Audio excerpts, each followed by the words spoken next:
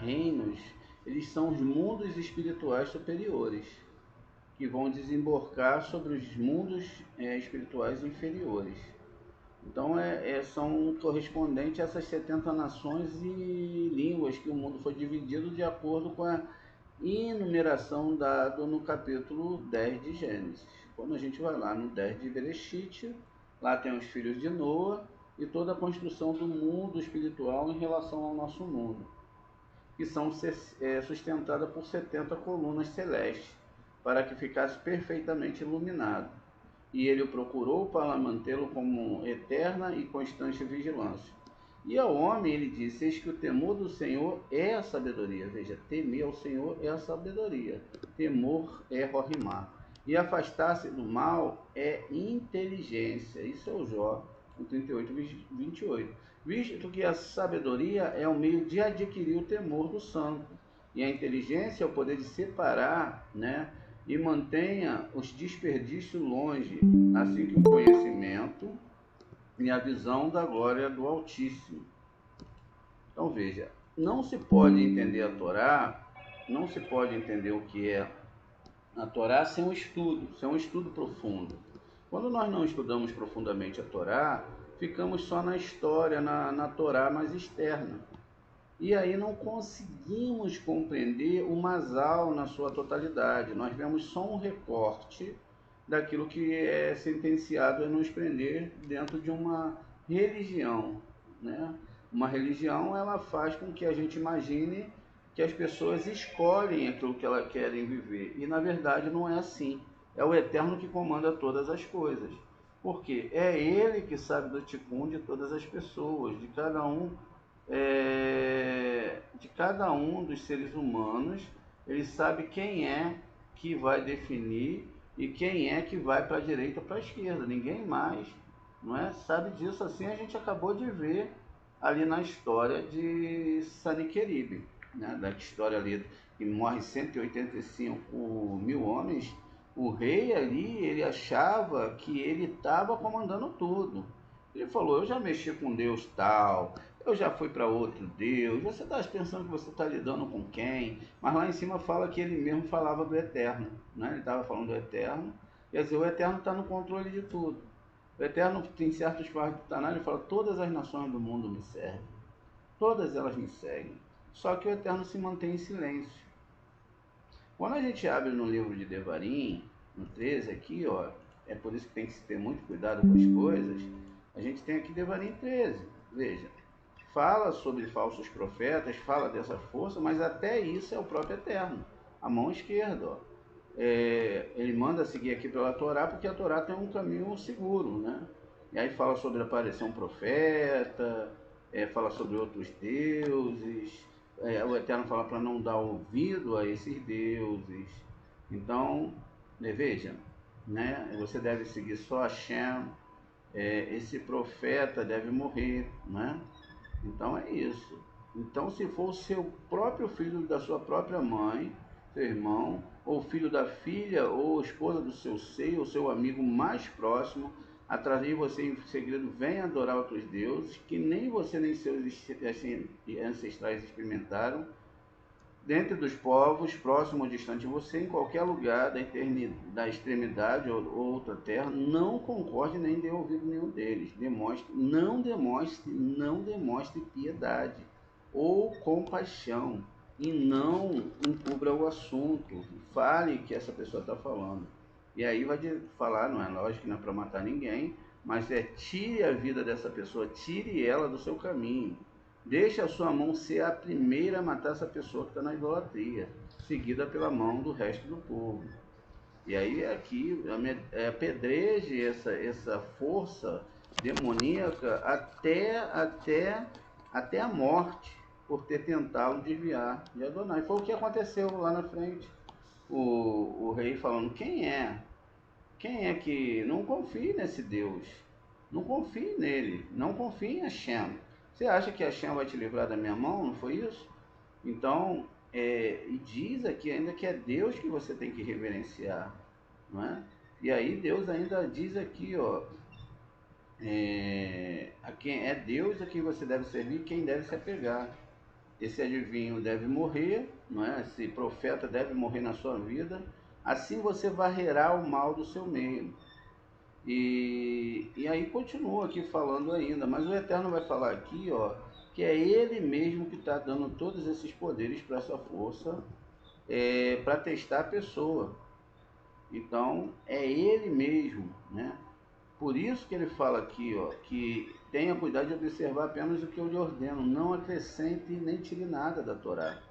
Não dá, a gente não pode nem tirar nem colocar, é o que está na Torá, mas não da forma literal.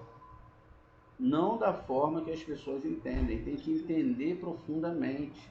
Por isso que o Davi, no Terrilim 19, 18, ele diz o seguinte, vamos ver aqui, ó, Terrilim 119, 18, vamos ver aqui para a gente deixar bem claro como água na nossa mente, o que o rei Davi fala aqui. Olha só, o rei Davi, ele repete aqui, ó, 119, 18, ó, olha o que é falado aqui.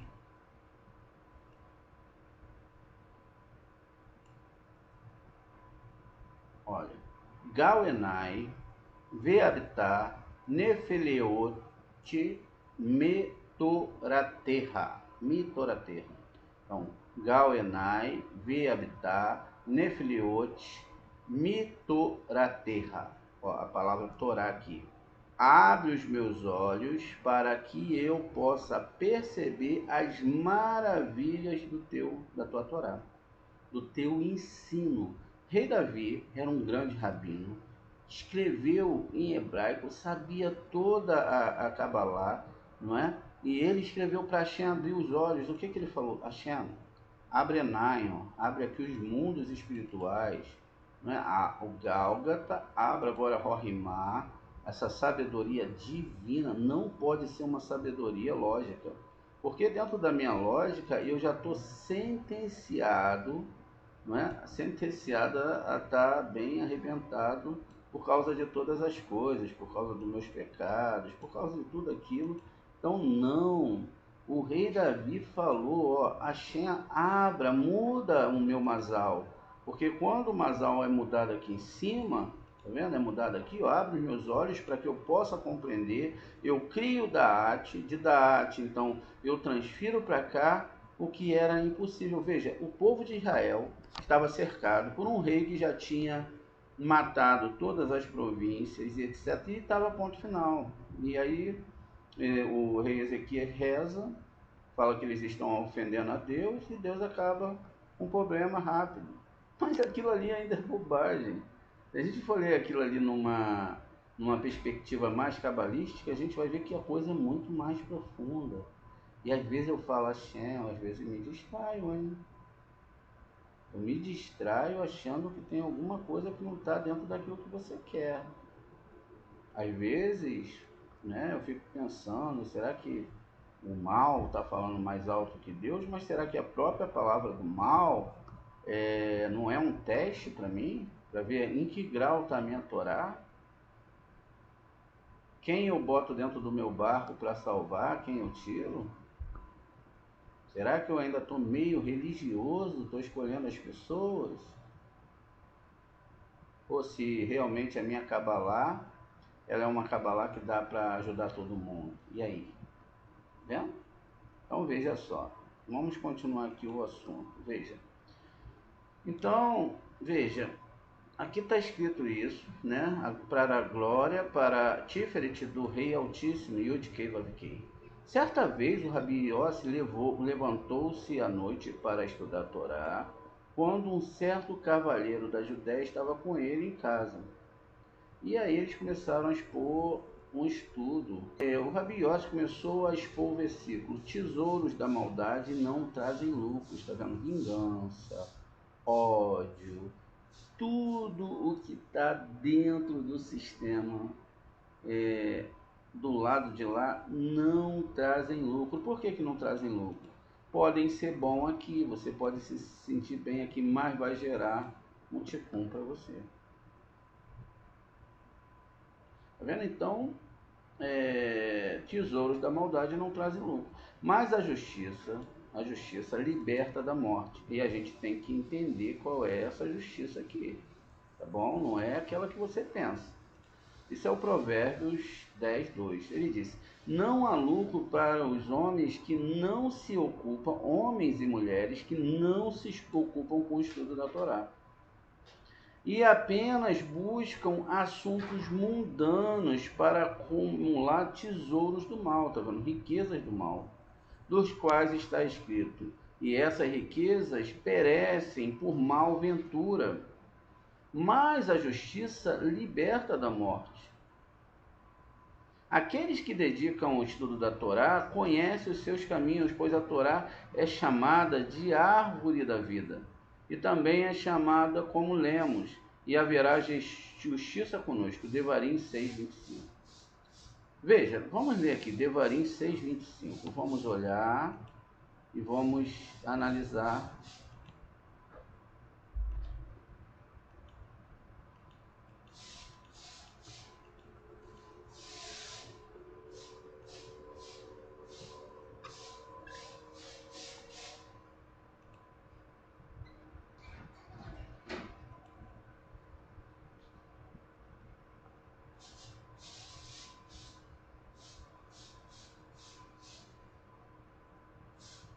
Então, Devarim 6:25. Diz aqui: será, portanto, mérito nosso diante de nosso Deus observar fielmente essa instrução como Deus ordenou. É isso mesmo. Então veja, aqui tem a palavra muito mal traduzida, vai de Sedaca, de Sedacá, tá vendo? Então veja, Sedacá, Terrier, Lanu, Ki, Neshamor. Leasot et Kol Hamitzvot, ou Hamitzvah. Rezot lefnei Adonai Eloheiha Kaase Sunor. Então veja, aqui é que vai falar sobre a questão. A tradução é horrível. A tradução é horrível. Veja que aqui entre Tzedaká nós temos o Vav e o Re, que é a segunda parte exatamente do nome sagrado, do tetragrama. E ele diz agora, vamos construir aqui a palavra Tzedaká. Mas a justiça, mas a Tzedaká liberta o homem da morte. Aquele que se dedica ao estudo da Torá e conhece os seus caminhos, pois a Torá é chamada de árvore da vida, e haverá justiça conosco, como a gente leu. A palavra hebraica para justiça também pode ser aqui significado literal de caridade, sedaká. Qual é a caridade? Caridade para Cabalá, para o crescimento da Torá, para comprar livros para estudo, para termos mais pessoas imbuídas em estudar essa Torá. Caridade para os céus, está vendo?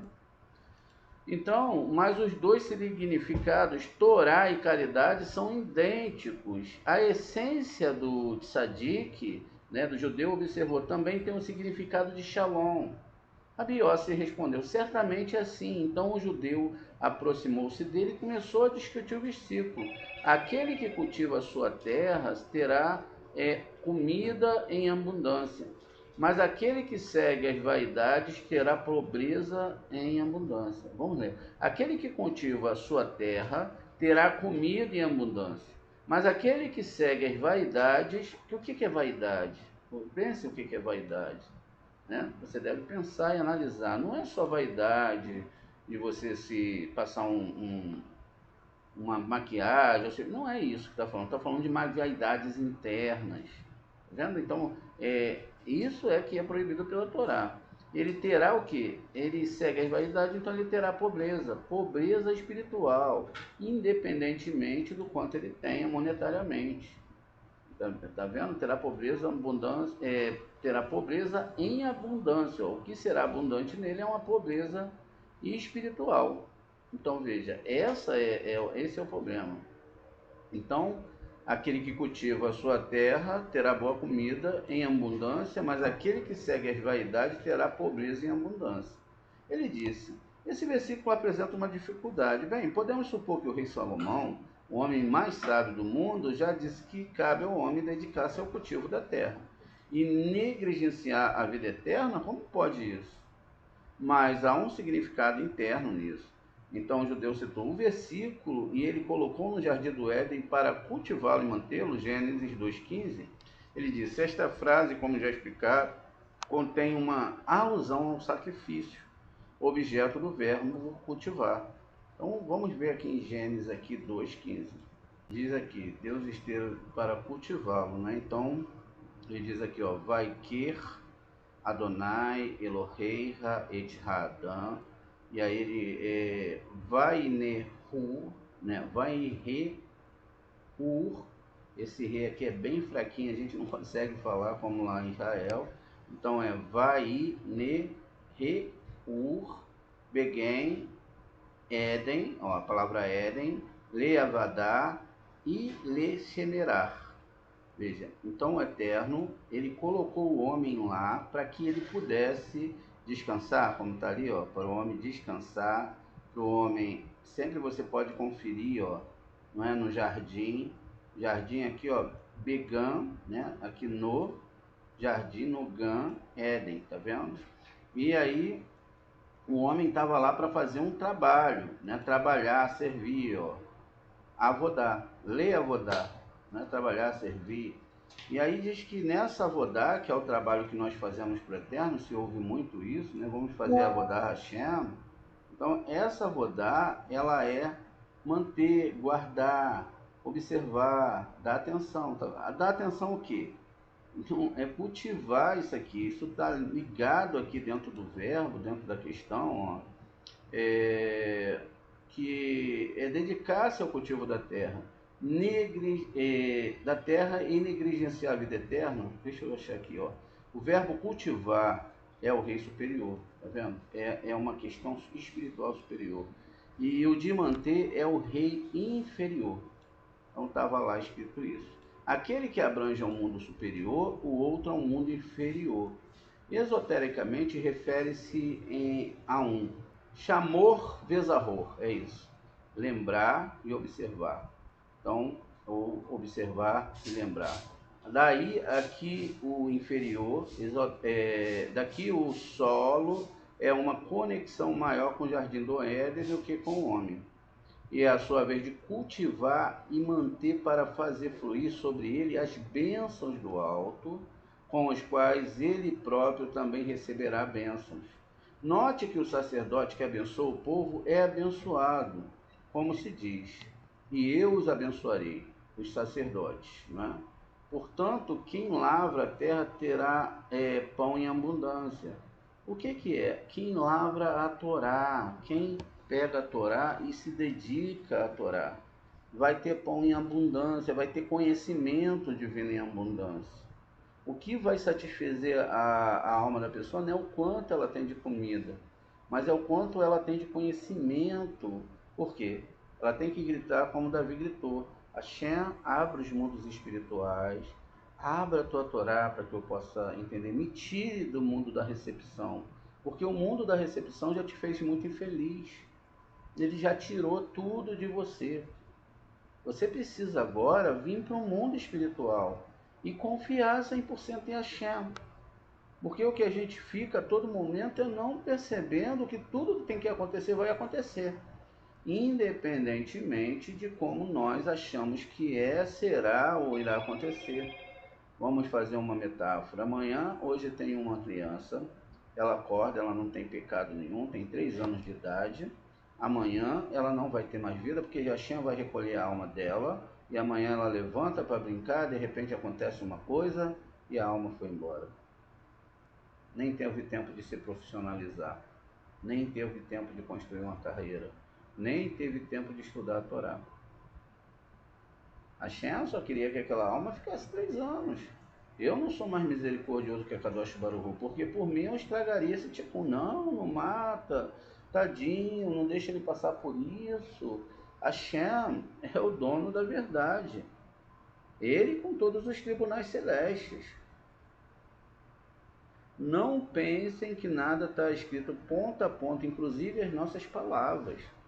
Por isso que nós temos que guardar muito bem os nossos lábios, temos que guardar muito bem a nossa boca, para a gente não pecar contra o nosso Deus. Não pecar contra os decretos que ele faz. Porque o que as pessoas mais fazem é idolatria. Quando fala, o Satã está te atacando, eu vou resolver o seu problema. Fulano de tal, e isso, e como se não existisse um Deus que não controla as coisas. As coisas estão por aí soltas. Isso é, na verdade, ir contra o Eterno. Isso é realmente não entender o que é essa Torá. Preste atenção, isso sentencia você a não estar mediante o que a Torá está escrito. Porque dentro da Torá está escrito o seguinte, o rei Ezequias, ele creu em Hashem, ele tinha mandado tirar todas as idolatrias de dentro de Israel. Só que quando eles mandou fazer isso, os soldados abriam a porta, os idólatras botavam atrás da porta, ali pendurado atrás da porta, suas imagens. E quando o pessoal abria a porta, os soldados entravam na casa, a porta encostava na parede, eles não viam ali, eles não viam Tammuz, eles não viam os deuses pagãos ali, as estátuas estavam todas ali atrás. O soldado olhava, saía e tudo bem. Mas essa porta é a sua porta interna. Nós chegamos para Hashem cheio de idolatria, por exemplo. Hashem, eu acho que tem que ser assim. Para mim ser feliz, eu tenho que ter isso. Olha, Hashem, eu quero, mas se Hashem não quer, e se não for esse o seu tikkun, você só vai estar perdendo tempo. Você já imaginou? Nós somos 8 bilhões e 200 milhões de pessoas. Todo mundo um dia acorda e quer ser rico. O cara acorda 4 horas da manhã para trabalhar todos os dias. Só tem uma folga na semana. Vai para o trabalha, volta para casa à tarde. Aí só resta um pouquinho, ele, poxa, quem dera se amanhã eu fosse rico. E amanhã eu fosse rico. Mas, na verdade, nos 8 bilhões e 200 milhões não vão ficar ricos, senão o mundo para. Daqui a pouco todo mundo vai querer ter empregado, daqui a pouco... tá entendendo? Não é assim que funciona. Agora, eu posso tirar a prova que para mim conseguir chegar na Torá, Deus teve, na verdade, que tirar. Se ele não tira, eu não venho. Mas não venho mesmo. Então foi preciso que ele agisse de outra forma. E aí o que acontece? Então não tem nada a ver a Torá com essas questões financeiras, porque já está definido se você vai ser rico e se você vai ser pobre, já está tudo definido. E tenha certeza, não é isso que vai te fazer feliz ou infeliz. Então você deve priorizar a Torá. Agora diz aqui, que terá pão em abundância, terá alimento espiritual, Torá na veia, né? Como diz aí, Torá na veia. Aquele que persegue coisas vãs, isto é, aquele que vai para o outro lado, certamente terá pobreza suficiente, porque ele está indo atrás daqueles desejos impuros. O Rabi Yossi observou e disse, você é feliz por fornecer tal exposição. Chegou aqui. O judeu então continuou com um discurso sobre o versículo. Um homem fiel terá bênçãos abundantes. Ele disse, isso se refere ao homem que coloca sua confiança em Hashem, somente nele. Como Rabi Yossi, o velho que, embora tivesse comida para o dia, ele não queria preparar sua comida antes de orar pelo pão de cada dia ao Rei Santo. Ele tinha comida lá, ele chegava e orava e pedia, não é? Porque ele pedia comida espiritual. E ele costumava dizer, não devemos continuar comer antes de obtermos permissão do rei. Então ele ia lá, conversava com Hashem, expunha seu coração e logo ele se alimentava. Mas aquele que se apressa em enriquecer não ficará impune, porque se recusa-se a dedicar a Torá. Veja, porque ele recusa se dedicar a Torá. Primeiro ele vai se dedicar à faculdade, isso, vai se dedicar ao estudo daquilo, vai se tornar doutor nisso, naquilo, vai tal. Mas todo esse tempo, então ele se dedica lá querendo ficar rico. Estuda, estuda, estuda. Tudo bem que ele possa estudar, mas ele tem que se dedicar a Torá, porque essa questão dessas riquezas que eles estão buscando aqui, eles na verdade são em relação às coisas desse mundo.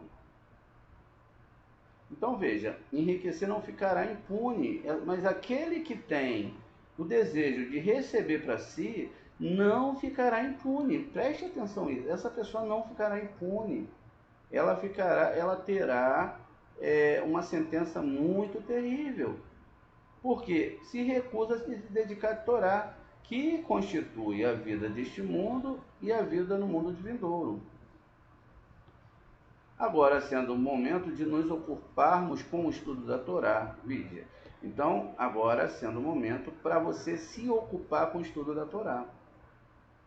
Veja, é algo que você deve salientar muito fortemente. Disse ele, façamos isso. Então começou a discutir o tema dos sonhos, ele disse, lemos, e José lembrou-se dos sonhos que teve com eles. Isto é, quando ele viu curvando-se diante dele, ele evocou seus sonhos sobre os molhos deles, curvando-se ao seu molho. E, além disso, deve se lembrar de um sonho bom, porque embora não haja esquecimento diante do santo, assim, ainda assim um homem esquece o sonho, ele também será esquecido. Um sonho que não é lembrado pode ter sido sonhado, e é por isso que um sonho esquecido é esquecido, nunca se realiza. Por isso, José manteve-se o seu sonho fresco na memória, daquilo que era bom para acontecer, aquilo que é mal se reza e deve esquecer, nunca se esquecendo para que se tornasse realidade. E esperou constantemente pela sua realização. Ele disse, vocês são espiões. Embora lembrance de seu sonho, ele não mencionou a eles, apenas disse, vocês são espiões. O Rabi Yossi discutiu o versículo, pois um sonho surge através de uma infinidade de assuntos, e a voz do tolo vem através de uma multidão de palavras. Ele disse, já foi explicado que os sonhos estão a cargo de uma hierarquia de guardiões, que está sob a guarda de Gabriel, né, de modo que alguns sonhos são completamente verdadeiros e outros são uma mistura de verdade e falsidade. Ou seja, um sonho pode ser totalmente verdadeiro ou ele pode ser misturado com verdade e falsidade. Mas para aqueles que são verdadeiramente justos, mensagens falsas nunca são, vendo aqueles que são justos, tzadik, tzedakah para Torá, nunca são comunicadas, mas tudo o que dizem é verdade.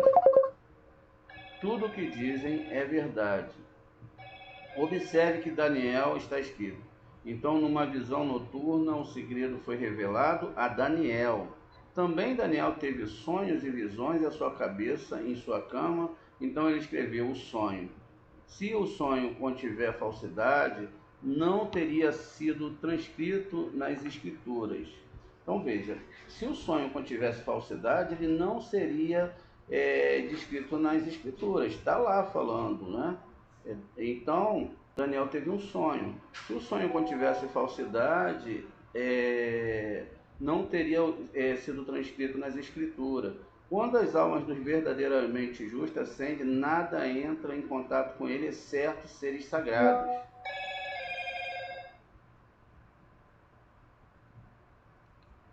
Isso. Então veja, que falam da verdade, palavras das quais podemos confiar que nunca se provarão falsas. Veja, elas não são falsas, elas não são uma mistura de verdade. Os tzadikim sonham a verdade. E a verdade que existe em uma tradição, é verdade que existe uma tradição segundo a qual, não é, o rei Davi nunca teve um sonho feliz. Por isso poderíamos supor que lhe foram mostradas coisas falsas nos seus sonhos. Mas a verdade é que Davi foi durante toda a sua vida um homem empenhado em travar guerra, em derramar sangue. E, portanto, todos os seus sonhos foram de infortúnio, destruição e ruína, de sangue e derramamento de sangue, e não de paz. Você pode se surpreender com a frequência com que um homem bom vê um sonho ruim.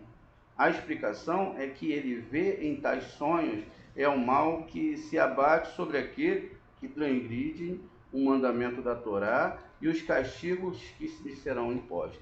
Então, o próprio sábio, ele vê, não é? Né? Então, é isso que aqui está falando. Os sábios eles vão ter sonhos ruins sobre a vida de outras pessoas, sobre outros acontecimentos, e todas as notícias vão chegar a ele quando o rei Ezequias ele rezou ao Eterno, e o Eterno foi falar com Isaías. Isaías falou com o seu servo levou a carta falando que o Eterno entraria em ação.